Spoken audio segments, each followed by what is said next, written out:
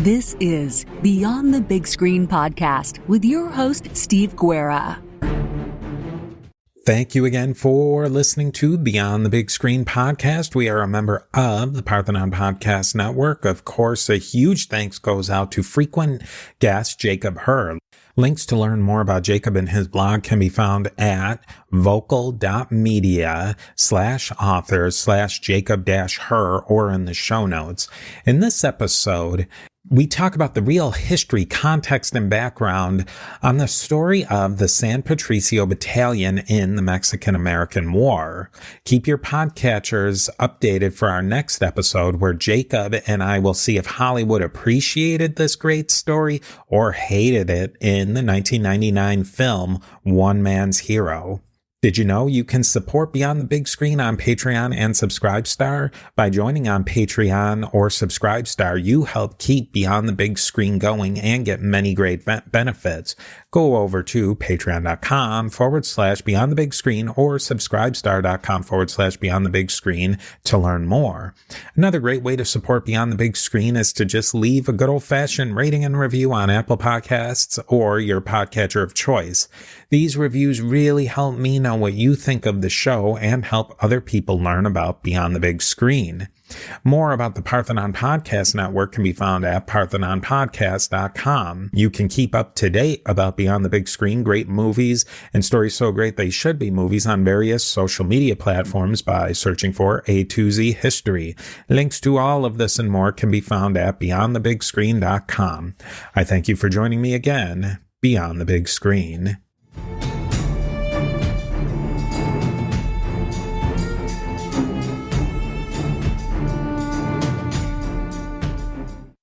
I would like to welcome Jacob Herr back to the show. Jacob took us through the really fascinating look at both the real Billy the Kid and Billy the Kid as portrayed in popular media. Jacob is going to do it again today with a really intriguing yet not widely known piece of American history.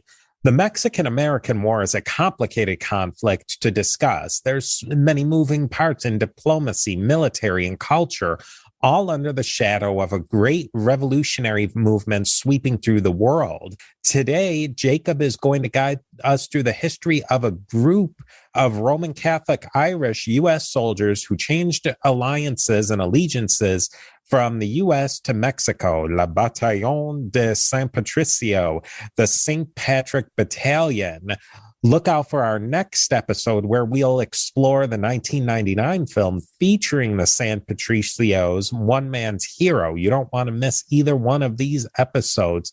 Now, Jacob, how did you become interested in the Mexican-American War and then this kind of interesting sub-part of the conflict, the San Patricios? I became interested in the Mexican-American War when I was wrapping up a research project that I was doing in college my junior year. It was about my home state of Indiana during the War of 1812.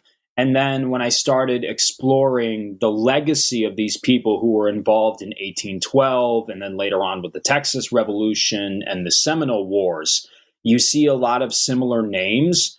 And then you discover really, it was a deep dive into this conflict that in terms of the public zeitgeist, everybody knows the Civil War, everyone knows the Revolution, everyone knows World War II. Very few people actually either know of the Mexican-American War or its importance in terms of the story of not just American history, but also Latin American history with Mexico, and how we have our border, our international border between America and Mexico to this very day. It was politically consequential. While at the same time, I discovered this group, this military group, the San Patricio Battalion. It just stuck out like a sore thumb because it kind of breaks that good versus evil, us and them narrative that we see with a lot of those other wars. And this particular group, you begin learning about these people, their story, and their beginning to end.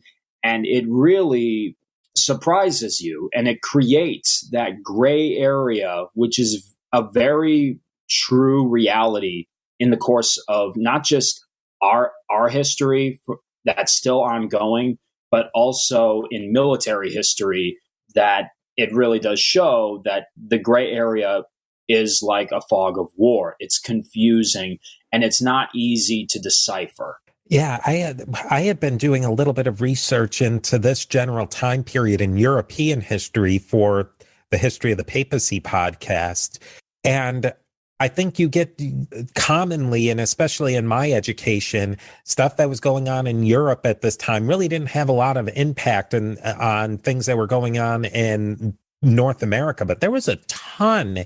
And I think that it feeds into this with the Irish and the Catholics. And that might be a good place to really start off with is what was changing in the demographics of the United States during this time because of some things that were going on in Europe at the time. Some of the things that were going on at that particular time, first off, we kind of have to start with what was going on in Ireland at that time, because we think of Ireland today as either geographically the classic Emerald Isle, or politically Ireland, the Republic of Ireland, and Northern Ireland, which is still a part of the United Kingdom. For at least centuries now, we know that Ireland and the Irish people were under the colonial rule of England. And there were numerous attempts prior to the 20th century in World War I, with the rise of the Irish Republican Army, to either declare independence or serve as an opening to a foreign invasion against the British. There was a rebellion in Ireland in 1798. There was an Irish Legion that was created by Napoleon. There was the Young Ireland movement in the 1830s.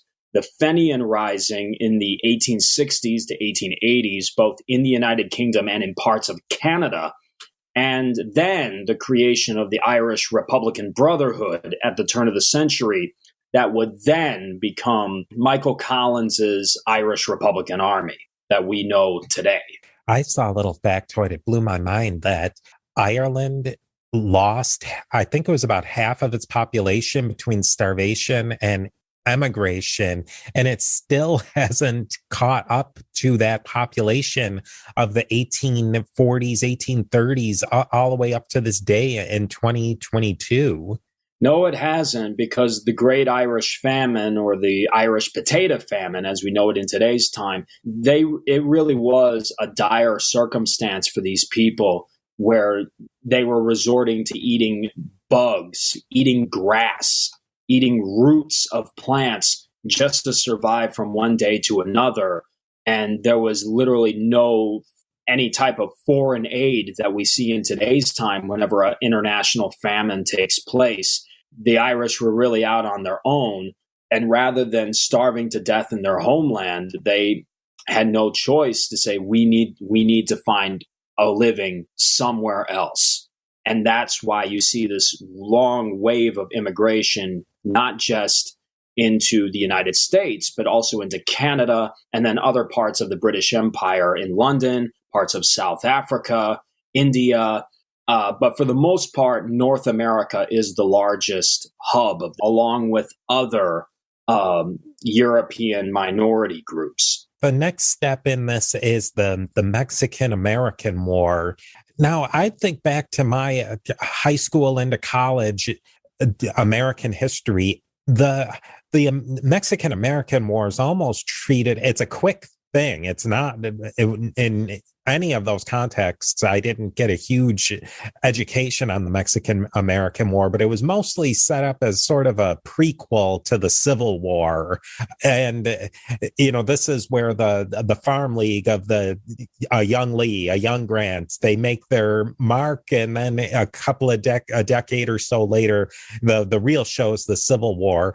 Before we talk a little about the Mexican-American War and where this conflict started, what was the sort of the historiography you learned? There wasn't really much of a historiography that I learned. I had to discover it mostly on my own. But in terms of like actual historiography that I was exposed to in college and at a higher education level like that, there really wasn't anything that specific. What are the antecedents to this war? Where does this war come from? What the war really comes from is that it started over a failed land deal that had taken place between the United States and Mexico over the Western territories that we now know as a lot of Texas, Arizona, New Mexico, Colorado, California, and Nevada, as well as a political dispute over where the United States-Mexico border actually lies. The Americans believed that it was at the Rio Grande. However, the Mexican government was insistent that it was at the Nueces River, which is slightly northward of the Rio Grande. When Texas had declared independence in 1836 and had succeeded that Mexican province as it was originally drawn out, that was the final decision. You're not going to gain any more land. That province, as it's already written out, is yours. And now the Americans, with more and more American influence in Texas from a independent republic to a U.S. state, is now saying, whoa, wait a minute. I thought it was at the Rio Grande. It's at the Rio Grande. And so President James Polk, who is of that same political stock as Andrew Jackson and his expansionist policy, he orders military troops under General Zachary Taylor to march into Mexican land and set up fortifications along the Rio Grande, which then triggers the Mexican army to attack the Americans. 11 of them are killed at a river skirmish, and that's exactly the political ammunition that Polk needs to start a war and convince Congress to declare war. What do you think as far as, because we do have to back up a little bit into the Texas Revolution in the 1830s, about, a decade-ish or so before this. Do you think that that Texas Revolution was really meant for eventually Texas to become a part of the U.S.? That's a little debatable, but as based on the information I've been able to come across, I've visited a lot of the Texas Revolution sites, San Jacinto, the Alamo, Gonzales, and Goliad. From what I could tell from most of the rhetoric of the people who were involved, either from the American immigrants that were moving into the province or the native Latino Tejanos, it was their desire to declare independence as a separate republic. And it stayed that way for almost a decade until the United States negotiated a deal with the Republican government to say, welcome to the United States. It just became untenable to be its own republic after, because I think there was problems with financing and debt and that sort of thing. And it's like, all right, well, that didn't work out so well. And it was an easy transition to the U.S. Exactly. Given how many American immigrants were residing in that area and their political sentiments towards not just the Polk administration, but also the Jackson administration. Andrew Jackson had been eyeballing that area, and people had actually believed that that part of North America was part of the Louisiana Purchase, as much as we know now that it wasn't. Now, what was going on in Mexico at the time? Because Mexican politics was really complicated, and that's another one that's hard to really draw clear this black and white, that this is this. What was going on in Mexico? Yeah, so between 1836 and 1846, Mexico is pretty much in a state of political turmoil. They had already gone through multiple different presidencies of different political parties. Antonio López de Santa Anna, the Mexican dictator who had violated the Mexican Constitution and very much contributed to what would become the Texas Revolution, he had been sent away into exile in Cuba. And so there was a presidential government, there was a legislative government, but because of the different political factions between the urbanized society in Mexico City and Veracruz and these more rural communities, there was always clashing, either politically with rhetoric or with firearms and bloodshed. And so by the time the American military sets up Fort Texas along the Rio Grande. The presidential administration, I can't remember who exactly it was, they recognized that this was an invasion. This was an attack on a sovereign and friendly power. And we're not going to let this happen again.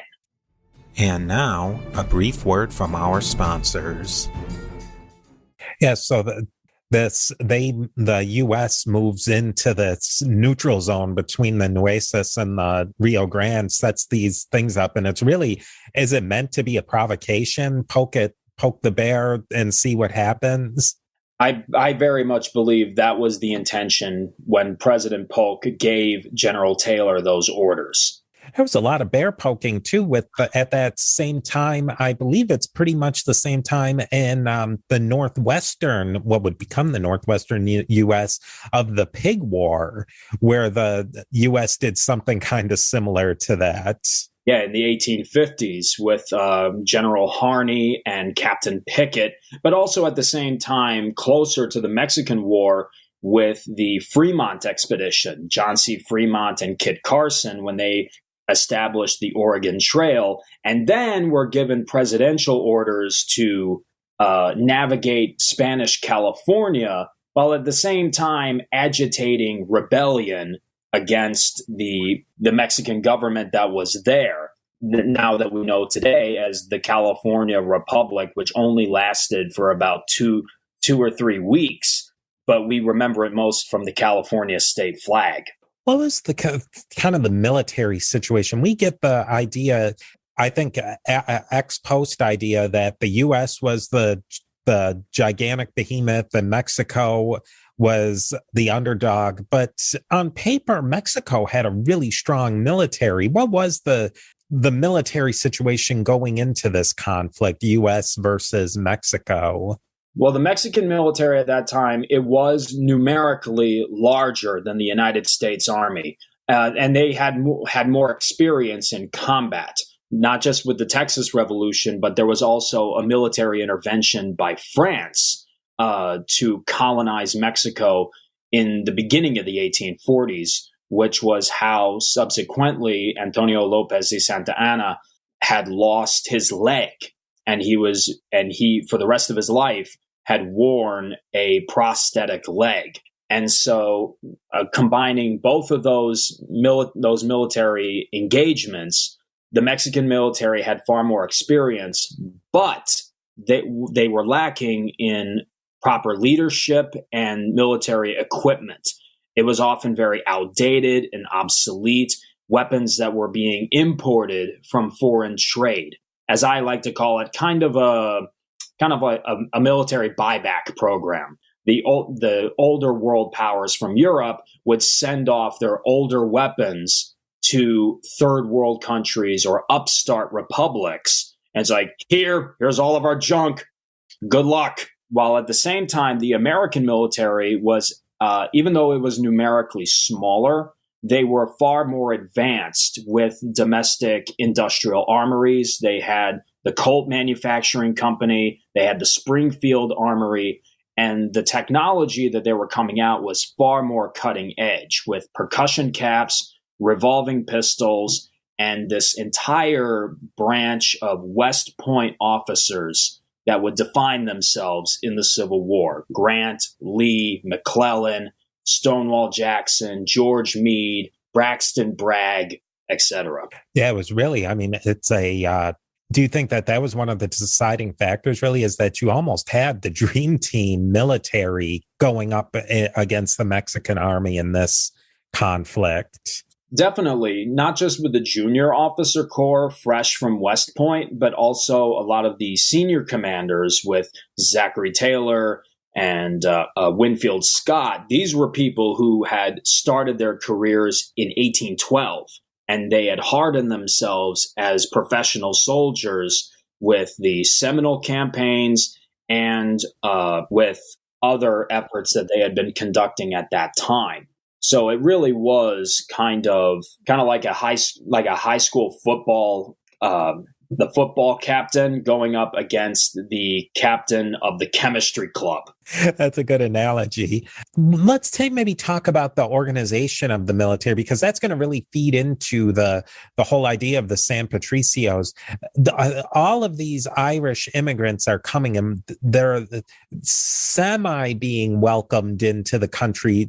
How were the Irish being incorporated into the military? We know that the San Patricios were incorporated originally as an artillery unit in the Mexican army, but they had later evolved into irregular infantry with as many as 200 different combatants under the Mexican flag and their own special ensign, which was a green banner depicting a golden harp, golden clovers, and the old Irish Gaelic phrase, Erin go Bragh, which means Ireland forever, which is a little ironic because as far as the common misconception being that, it was strictly Irish and Irish American, it was actually a little more culturally diverse. We know that there were Germans, we know that there were Canadians, we know that there were English, French, Scottish, other Mexicans, and even some disenfranchised Americans and escaped slaves. Because Mexico, as part of their political policy, they had already outlawed the institution of slavery as early as 1837.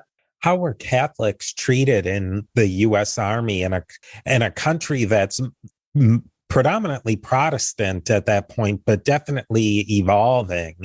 Yeah, the situation between Catholics and Protestants in this particular time period, it was socially and very politically toxic. Catholicism being the primary religion of immigrants newly arriving in America, and their loyalty to the Pope was often seen as a threat to the political power of a secular constitutional government that was created and upheld by this mixed bag of Protestants and what we would kind of call modern day humanists. We would call deists with heavy ties to Freemasonry. Washington was a Freemason, Jefferson, Adams, Madison. However, I did find that amongst that original ilk, one of the signers of the Declaration was actually Catholic. His name was, I believe his name was Thomas Carroll.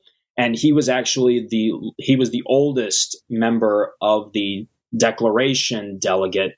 He passed away. He was the oldest one. He outlived them all, dying during Jackson's presidency. Oh, wow.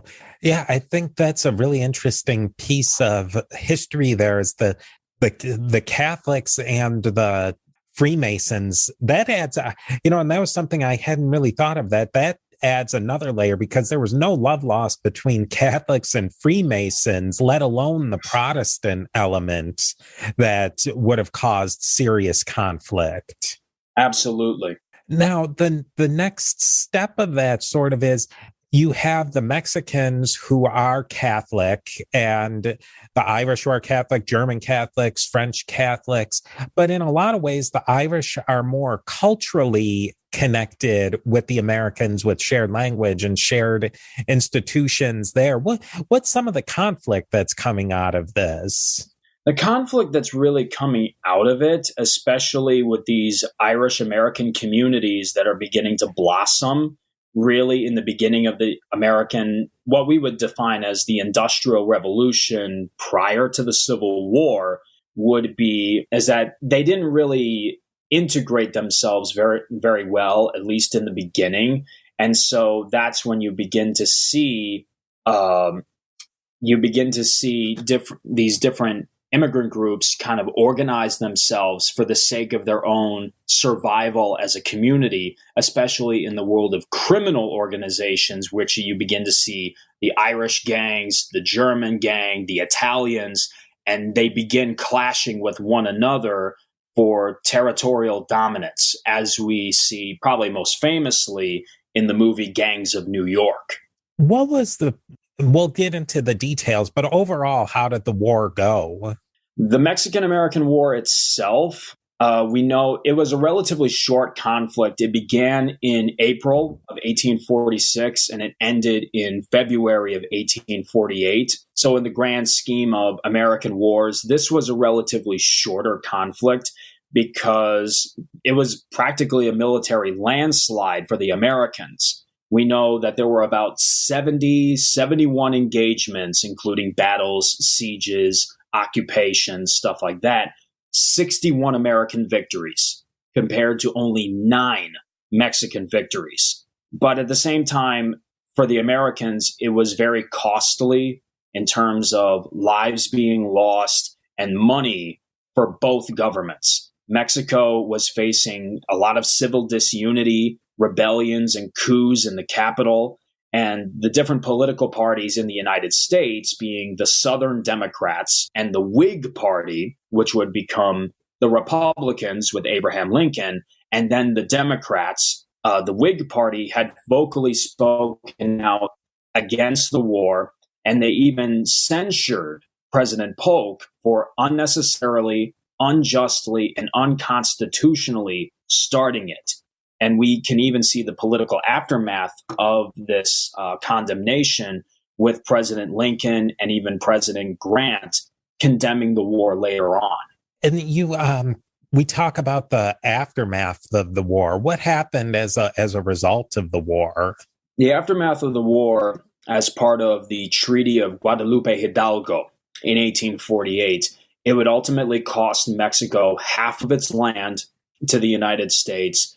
And it would leave the country even deeper in economic trouble, political instability, and very much vulnerable to foreign attack, as we would see with the second French intervention in 1862 to 1867. What was the politics of that? Because the U.S. fairly much has dominated we'll get into battles, but they're in central Mexico. Why did they only take half? Why not take the whole thing?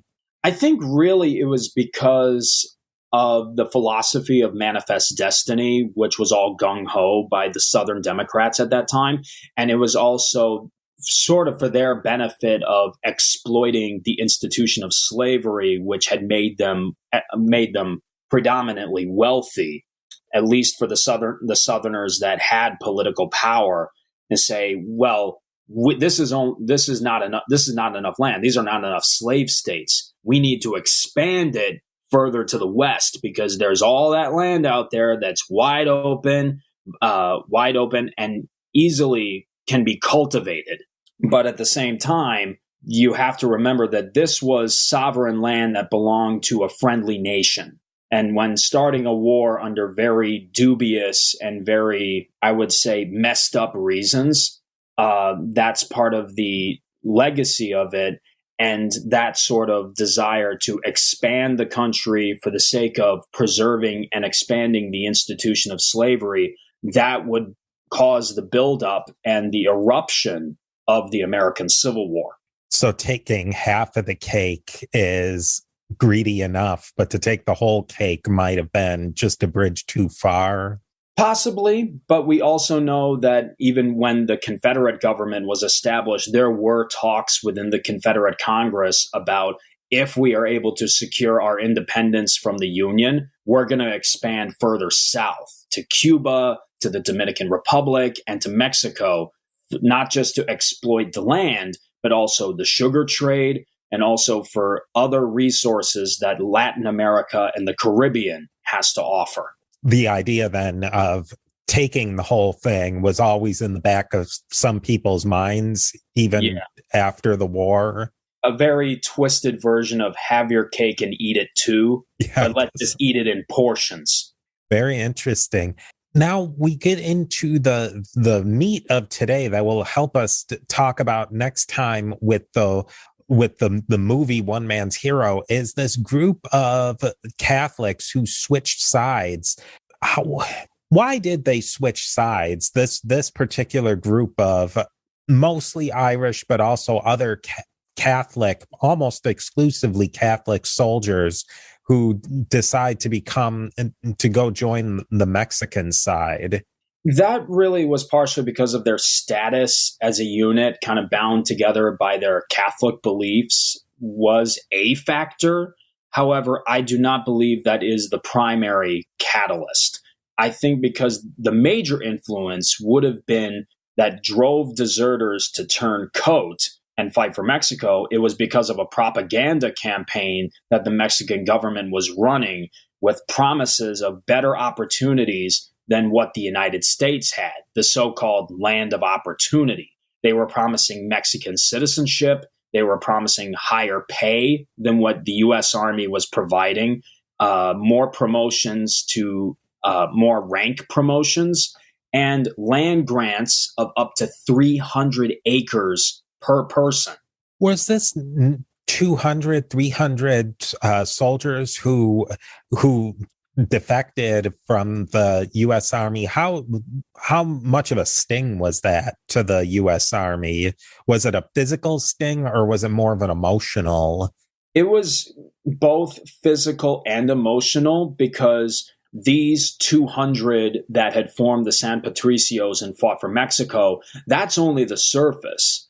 There are some sources out there that say as many as 9,000 American soldiers between 1845 and even further on into the 1850s had defected because of poor treatment within the system, either because of their political beliefs, their religious beliefs, their social status, or simply because they did not feel that their obligation to uphold and protect the country and the government and the Constitution simply wasn't worth it.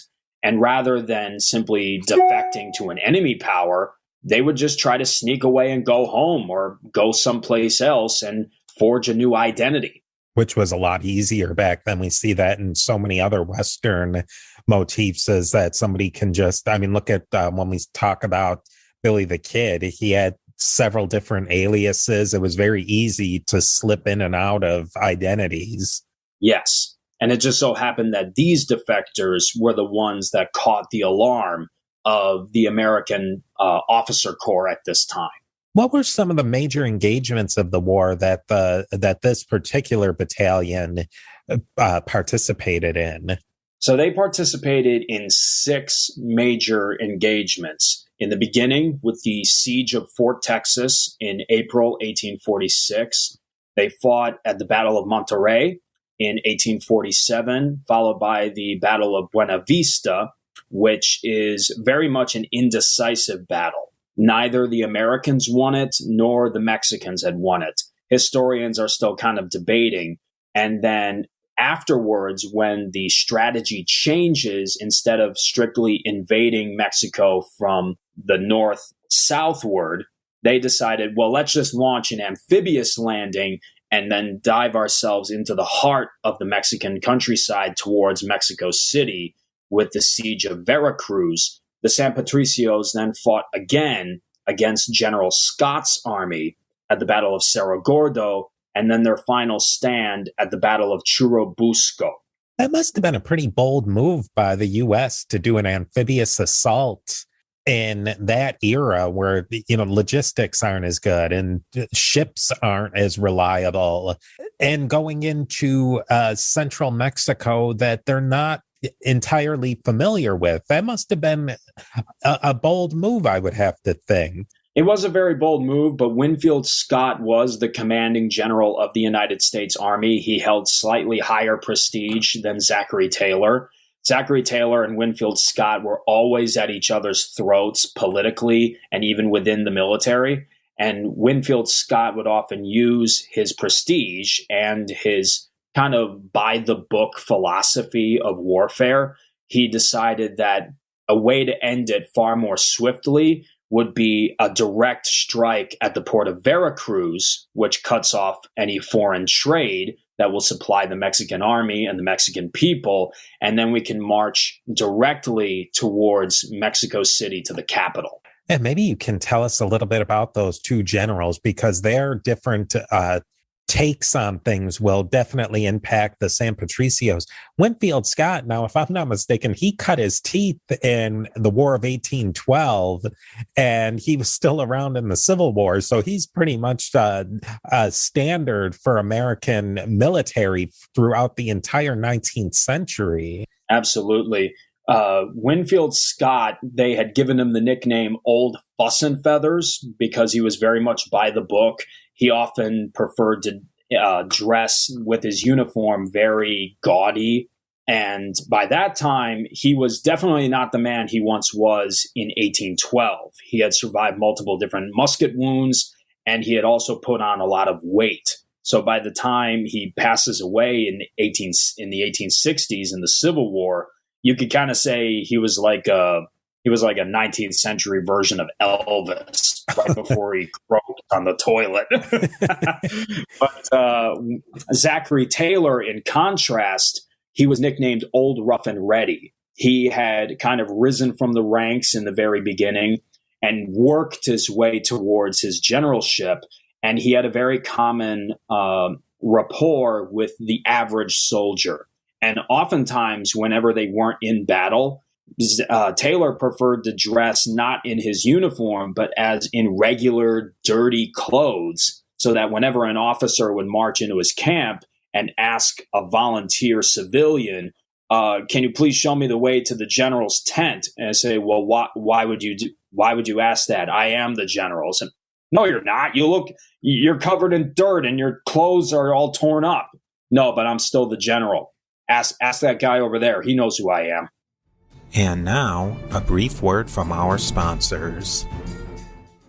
At this point in the war, another conflict is the slavery versus the people who are supporting abolition. It's still in its infancy, but there's definitely sectional differences. Did that play out at all between Taylor and Scott? I don't believe so. Granted, both Scott and Taylor were from Virginia, and they were part of that Virginia plantation stock, not just from their families, but later on in life. Winfield Scott, granted, he had contained his political loyalty to the Union at the outbreak of the war. Zachary Taylor had died in office as president in the beginning of the 1850s. So a lot of his political thoughts about the institution of slavery and where it was going, we simply don't know. He didn't write about it that much, and I guess he really didn't consider himself that much of a political guy. He was a soldier, not a politician. And so when he was even given the nomination to run as president for the Whig Party, he just decided the only reason I'm going to do it is because the Southern Democrats might give their nomination to Scott. And because I hate that guy's guts, I don't want him sitting in the White House. I might as well take it and do this country a favor. What wound up happening to the San Patricios after the war, or at the conclusion of the war? At the conclusion of the war, around 1847 to 1848, the San Patricios they were some of the last few remaining soldiers that they had to garrison a Churubusco, which is one of the closer villages towards Mexico City, and the Castillo de Chapultepec, which was a military academy for the Mexican army. That was ultimately their final stand, facing off against General Scott's army. But the surviving members that were not killed or captured at Churubusco, they were then transferred to other units and then fought at Chapultepec. But for the most part, Churubusco was their final stand. And the only reason that they were defeated at Churubusco was because they had physically run out of ammunition for both the cannons and for their muskets. And even then, they kept going. They were that tenacious, willing to fight man to man, hand to hand. And even when other Mexican officers were trying to surrender Churubusco, they kept pulling the Mexican ensign back up. They would rather fight to the death than face surrender, because they knew what deserting the American army the consequences would be. And ultimately, the consequence would be that 85 of the captured men would be tried in 2 separate courts-martial by Scott. No attorneys to defend them, and there was not even a written transcript for either court procedure. And the majority would be sentenced to death by hanging if they had found to have deserted after the declaration of war, and those who had deserted prior to the war's commencement, they would be flogged 50 times in public and then branded with a D for desertion on their cheek.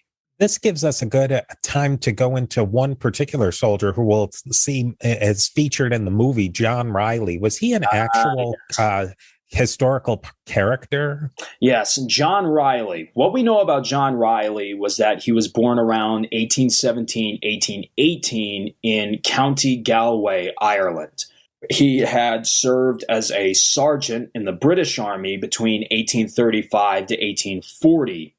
But the extent of his military service in the United Kingdom is kind of lost to history. We don't really know where he was stationed or what he was doing before he had immigrated to Canada as a result of the increasing famine conditions in Ireland. He then immigrates to the United States, to Mackinac, Michigan, and then re-enlists in the American Army as a sergeant again with the 5th Infantry Company K, which is then deployed to the middle ground between the Nueces River and the Rio Grande in Texas. And due to alleged encounters of discrimination against his Catholic beliefs in the American Army, he and another Irish soldier, Patrick Dalton, desert, and they cross the border into Mexico. And then when the declaration of war is made public and reaches Mexico, they offer their services to the military in Mexico and create the San Patricio Battalion.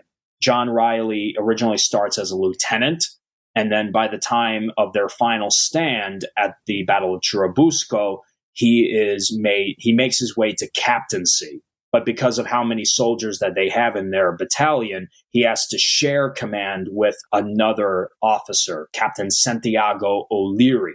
Was there any amongst the Mexican army, were they embraced wholeheartedly, or was there levels of racism isn't the quite word, but prejudice against the Irish amongst them too, as an othering, you might say? I don't really think so, because really this was a fight for Mexican survival. A lot of people believe that this war would possibly result in the entire country being annexed into the United States, and Mexico would lose its political identity and its own sovereignty and its cultural roots. And so they were willing to take whoever they could brandish a weapon and fight for them under any means. What wound up happening with John Riley? He ended up being one of the captured men at the Battle of Churubusco, and he was taken prisoner following the defeat. He was court-martialed in Mexico City, and because it was determined that he had deserted prior to the war's commencement, he was among about the smaller minority of the prisoners that were flogged and branded. He would be released after the end of the war, but then he continued to serve in the Mexican army as a major until his death in 1850 from yellow fever. And isn't there some controversy that he may have died, or there's some sources say that he died in Veracruz of drink, but other sources say that he didn't, that was a different John Riley? Yeah, there is some differing theories depending on what sources you look into, but a lot of those sources are not very contemporary. They were created in the 80s and the 90s because, for the most part, the history of the San Patricios after the war was over, it was concealed by the United States military. They had denied that the unit even existed. They had denied the fact that this kangaroo court of tribunals, mass hanging, and flogging and branding had ever occurred. It wasn't until 1919 when a congressional order was given to the United States Army to say, give us the information that you have. And they ultimately complied. So in terms of the scholarship about the San Patricios, it's not as young as we think of it now, but it is relatively new.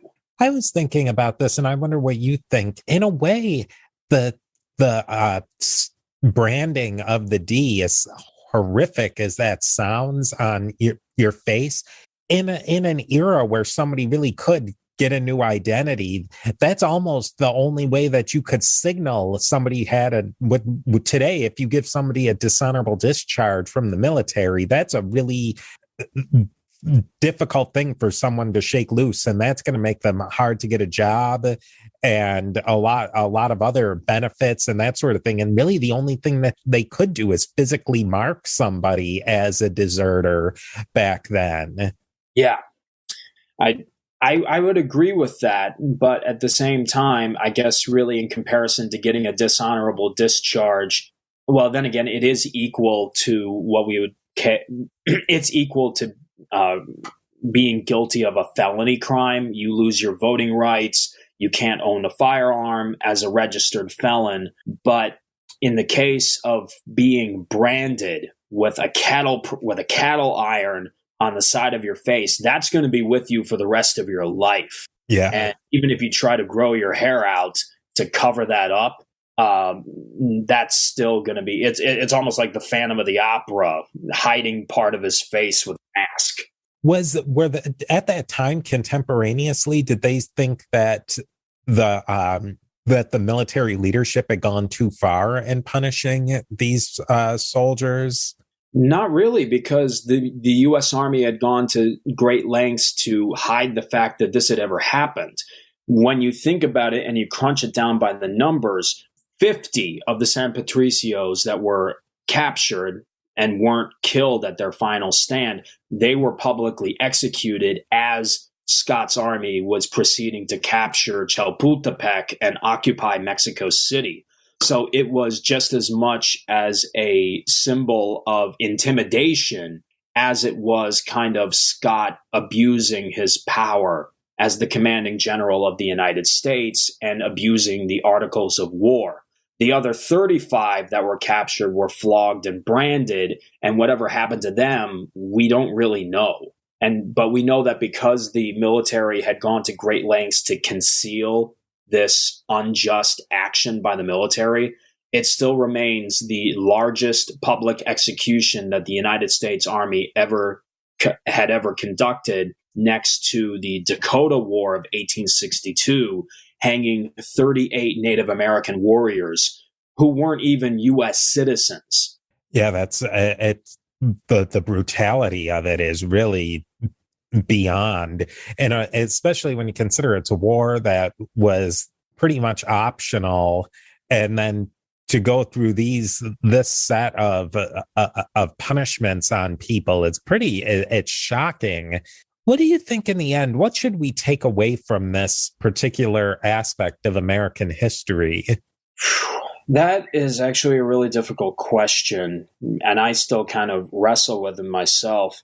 I would say, I guess really if you had to break it down to what their legacy would be, are the San Patricios traitors or oath breakers? They certainly were. They made the choice to enlist in the United States military only to abandon the military and then offer their services to the enemy. That violates their oath to protect and serve the United States. And it's a textbook definition of treason, no different than Benedict Arnold or Benjamin Church or Thomas Hickey during the Revolution. Now, if you had to compare it to what we see later on with the Confederacy, I would say in comparison to the Confederates, the San Patricios abandoned and fought against the United States, not in an effort to destroy the country and what it stood for. The men of the San Patricios were seeking a new life and better opportunities for themselves, no matter what country or what culture would accept them for their economic advancement. The San Patricios escaped. They had escaped slaves in their ranks, and many of the religiously motivated troops saw slavery as a moral wrong that had to go, a position that the Mexican government, with political endorsements and connections to the Catholic Church, had already long condemned and outlawed. Yeah, it's such a complicated thing because you look at it in one way that, yeah, they're not being treated fairly. A lot of them aren't even American citizens. And so going and fighting for Mexico, it can be justified. But then you also think that in a lot of ways, they are fighting against guys who they had served with and potentially killing them, of people who they were comrades with, and then they go and they switch sides. I think there might be a distinction in a lot of ways between the ones who, before the conflict starts, they leave versus the ones that after the conflict starts and they go and fight for the other side, that you might start getting into a trickier spot there. But it really is, it shows, like you said, the gray of war and the fog of war and conflict, especially at that time period. Yeah. And because the war was very much advocated by Southern Democrats for the sake of their economic advancement, but a lot of Northerners condemning the war because they thought it was politically and in terms of the cost of lives being lost was extremely useless. That kind of sows the seed of political discontent that breaks out with the secessionist movement in 1860. Yeah, it really does seem like that was the last era, that the 1850s in Europe, the 1840s was the rough time. 1848, when this war's over, the U.S. everybody's feeling pretty good about this war. It's the kind of the first time that the U.S. gets into a tussle with a major combatant in this era and comes out on top. But then everything falls apart in the 1850s. Yeah. And even in Europe at that time, 1848 is kind of regarded as a year of multiple revolutions that take place in the German states in an effort to create a solid nation, which wouldn't happen until 1871. And then there was another French Revolution that took place in 1848. Later on in 1851, Napoleon's nephew, Louis Napoleon Bonaparte, overthrew the government and declared himself not just president. He was only going to serve one term, and then decided, forget that, I'm going to be emperor for life, and I'm going to create a second French Empire. Now, feeding into this film that we're going to be talking about, what are some things that people should be looking for in the film when we get to that episode? I think something that we should be looking for in the film, One Man's Hero, is not just historical authenticity or historical accuracy. In terms of the accuracy and authenticity of the past being depicted on film, they actually do a pretty good job. Granted, some of the characters are made up. They're not based on real people. However, throughout the course of the movie, and it is a very slow burn, especially for people who are not interested in this particular time or just period pieces to begin with, there seems to be like a running narrative that I've sort of discovered watching it that I kind of like to call the religious persecution complex, where because that it's showcasing this persecution that took place in the past, it somehow has to linger and now is seen in today's time.